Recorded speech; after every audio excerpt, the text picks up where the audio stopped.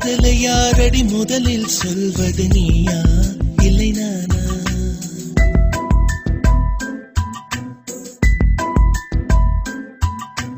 காதலை யாரடி முதலில் சொல்வது நீயா இல்லை நானா? காதலை யாரது முதலில் சொல்வது நீயா இல்லை நானா? நான் சொன்னால் நீ வெட்கத்தில் சிவப்பாயா இல்லை அடிப்பாயா? நீ சொன்னால் நான் வானத்தில் பறப்பேனா இல்லை மிதப்பேனா? நீ இல்லையே நான் மண்ணிலே இருப்பேனா தொலைவேனா மறிப்பேனா?